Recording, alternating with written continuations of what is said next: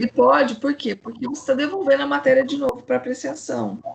É mais uma oportunidade desses desembargadores poderem mudar de opinião. Entendido? Vocês entenderam o funcionamento ou não? Desembargadores que decidiram o processo, acrescentam-se mais 2 desembargadores, esses 2 assumem a posição de relator e revisor, de modo que eu pego o voto vencido, aquele perdedor, e tento convencer a todos de que esse desembargador é quem tem razão, que é esse voto aqui que tem razão. Importante, eu não posso rediscutir tudo de novo. Eu só posso rediscutir a questão divergente. Entendido isso? Porque não é uma apelação da apelação. Só o ponto de divergência que continua sendo objeto de discussão. Quando o STF falou sobre a questão da prisão em segunda instância, hoje esse entendimento mudou, né? Já foi modificado. Mas quando eles entenderam que a pessoa podia ser presa depois do julgamento em segunda instância, eu não sei se vocês acompanharam isso, mas o STF disse o seguinte, ó, pode haver a prisão em segunda instância após esgotada a segunda instância. E aqui, o que é esgotar a segunda instância? É acabar com todos os recursos cabíveis na segunda instância. E aqui inclui embargos de declaração, inclui embargos infringentes de nulidade, inclui agravo regimental, aquele chamado agravinho. Tudo que for cabível perante o tribunal não permitiria ainda uma prisão em segunda instância. Não era automático. O sujeito foi lá, apresentou a apelação, julgou a apelação, acabou. Não. Precisava sempre esgotar todos esses recursos. Por isso que, nesse período, muito se valeu dos embargos infringentes de nulidade. Esse é um recurso pouco explorado, ele deveria ser mais explorado pelas defesas. Talvez não seja tanto, porque, em sua grande maioria, os desembargadores acabam votando com o relator, né? Então, 80%, vamos dizer assim, dos processos são de decisões unânimes, e daí, nesse caso, não há qualquer divergência a ser dirimida, qualquer situação a ser solucionada. Tá bem? Muito bem. Qual que é o prazo? O prazo está assinalado lá no artigo 609. Alguém pode ler para mim, por favor? Do Código de Processo Penal. Parágrafo único de 609.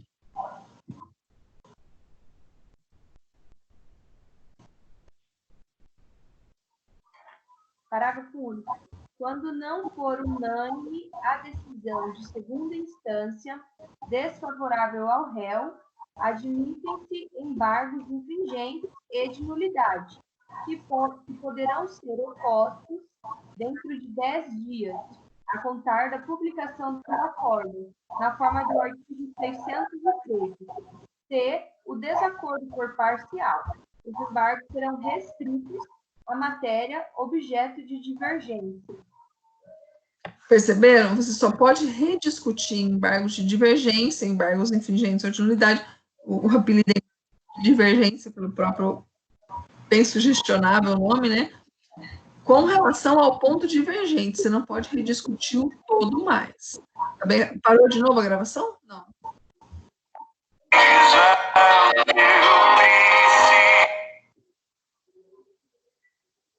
Hein, pessoal? Alguém tá vendo aí? Bom, apareceu, piscou um negócio aqui para mim, não sei se vai gravar, se tá gravando normal, então tá bom. Dúvida nisso? Muito bem, eu tenho lá os 3 desembargadores, um deu um voto vencido, eu quero que aquele voto prevaleça. Eu venho, apresento os meus embargos infringentes de unidade para tentar convencer os demais de que esse voto é o voto adequado. Protocolo minha petição, vem novos 2 desembargadores que passam a integrar aquele julgamento, um relator e um revisor. O relator vai analisar os meus argumentos, vai analisar os meus elementos, vai fazer um relatório sobre aqueles fatos. Feito isso, ele abre vista ao procurador-geral, o procurador-geral se manifesta, e aqui o procurador, ele age como um mero parecerista, ele não vai dar, não parte, não está atuando na qualidade de Ministério Público parte, e sim como um parecerista, ele dá opinião sobre aquele fato, tá bem?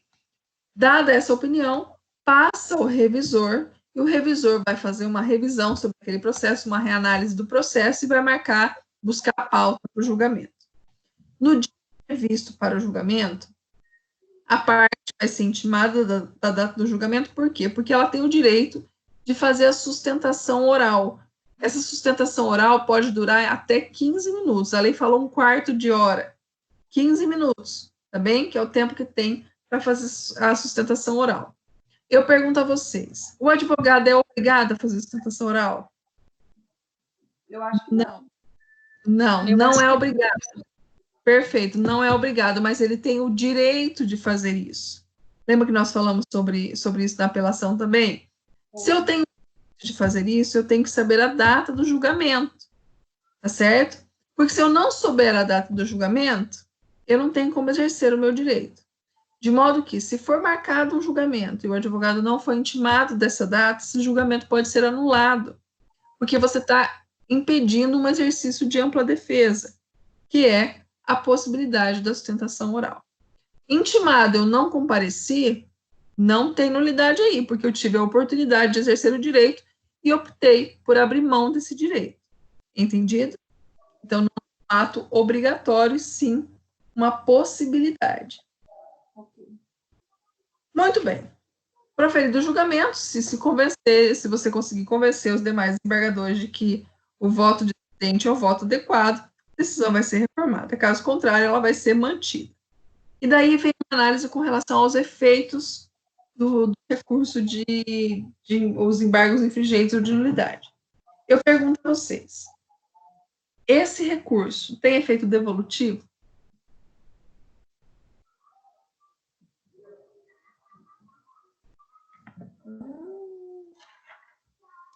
Quando a gente começou a falar sobre recurso, eu falei para vocês, todo recurso tem efeito devolutivo. Todo recurso tem efeito devolutivo. Por quê? Porque você está devolvendo a matéria para nova apreciação. É isso que você faz.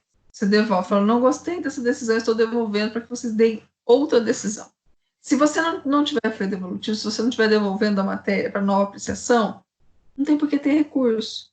O recurso é bem, não seria diferente com os embargos infringentes ou de nulidade. Tem efeito regressivo? O que era o efeito regressivo? Retratação. Tem a possibilidade do juízo de retratação?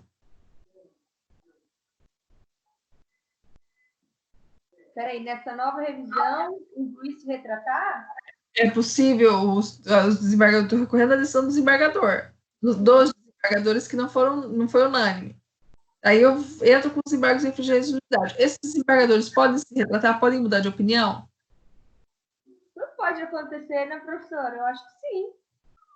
Pode acontecer. Pode acontecer. Eles podem mudar de opinião. Acabei de falar para vocês. Primeiro que entram dois para você tentar convencer esses dois, mas não impede que aqueles outros também mudem de opinião com relação, repetindo, à questão divergente. Eles não podem reavaliar o recurso tudo de novo, a apelação rever tudo de novo. Não, porque a apreciação jurisdicional já foi entregue. Tá bem? Eles podem reavaliar o ponto divergente. E podem, sim, com relação àquele ponto, mudar de opinião. Difícil, mas pode acontecer. O recurso permite essa possibilidade. Na prática, isso é pouco provável, porque o orgulho não deixa, né? Hã? O orgulho não deixa. Exatamente. Essa é a grande dificuldade que a gente tem, o enfrentamento, às vezes, com o juiz que coloca na cabeça que aquilo lá e acabou, né? Mas é o que a gente fala, a necessidade de se ter recurso, de possibilidade de rediscussão, porque o juiz, assim como qualquer outro ser humano, é um ser possível e está sujeito a erros, a falhas. Então, tomara que tenha lá. Existem alguns, né? Alguns que caem, colocam a mão na consciência, caem em si e, por vezes, corrigem o próprio erro, seja em embargo de declaração ou em embargo de gente, não importa. Ou até em recurso de distrito, quando da possibilidade do juiz de retratação. É pouco comum, mas não é impossível, tá bem? E, por fim, o efeito suspensivo. Tem efeito suspensivo o recurso, os embargos infringentes ou de nulidade? Tem efeito suspensivo só com relação à questão divergente. Só com relação a esse ponto. Com relação aos demais pontos não tem efeito suspensivo, o que significa dizer que a decisão continua surtindo seus efeitos legais. Entendido? Deixa eu só tentar abrir aqui.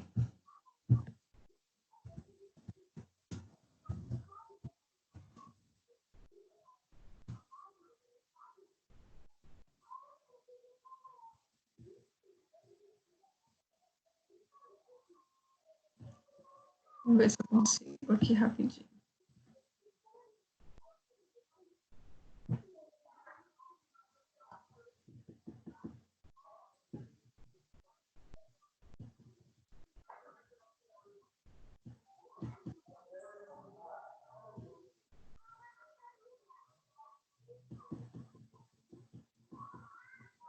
Ó, abrindo aqui o regimento interno do STF, que eu comentei com vocês aqui sobre o cabimento dos embargos infringentes lá no STF. O artigo 333 do regimento interno diz o seguinte, ó. Cabem embargos infringentes à decisão não unânime do plenário ou da turma. Quando? Primeiro, da decisão que julgar procedente a ação penal. Se a decisão está julgando procedente a ação, significa que ela está condenando o réu, vocês concordam? Porque procedimento à ação, da procedência à ação, significa dizer que eles acataram a denúncia. Então, sob essa perspectiva, o réu foi prejudicado. Sempre decisão desfavorável ao réu. Recurso exclusivo da defesa, não esqueçam nunca disso. Então, da decisão que julgar procedente a ação penal. 2. Da decisão que julgar improcedente a revisão criminal. O que é a revisão criminal? A revisão criminal é aquela ação autônoma de impugnação que o réu promove visando desconstruir a coisa julgada. É a ação rescisória do processo penal. Eu tenho uma ação julgada que condenou o réu, foi prejudicial ao réu, né? E o réu vem e tenta rescindir essa coisa julgada, por isso ação rescisória. O nome dessa ação no processo penal se chama revisão criminal.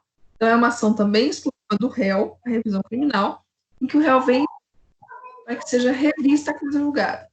Se essa revisão criminal, que é uma ação do réu, for julgada improcedente, significa que o réu perdeu.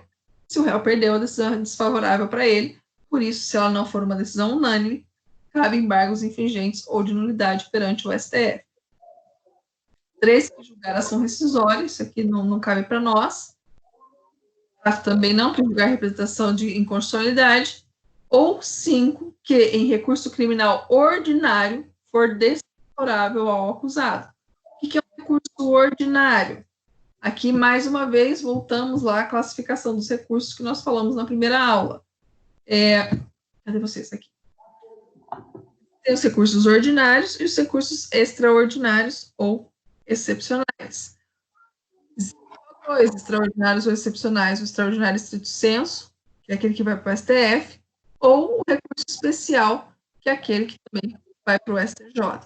Todos os demais recursos são recursos ordinários, todos, sem exceção, são recursos ordinários. O que significa dizer, em qualquer desses recursos, caso a decisão for desfavorável ao réu, segundo o STF, em recurso ordinário, que seria a apelação, nesse caso, né, quando o STF exerce a função de órgão revisor, caberia também os embargos infringentes ou de nulidade perante o STF. Pessoal, dúvida nisso? Uhum. Quando você analisar os embargos infringentes ou de nulidade, é imprescindível que você tenha na cabeça só esses 3 elementos. Só isso. Decisão não unânime, proferida por tribunal, que seja prejudicial ou desfavorável ao réu. Caso contrário, esse recurso não será admitido. Desses 3 elementos, você extrai todo o resto do recurso. É o recurso exclusivo da defesa, não cabe no juizado. Por quê? Porque não se enquadra nesses 3 elementos que eu acabei de falar para vocês. Entendido? Entendi. Alguma pergunta dos embargos infringentes ou de nulidade? Aproveitem.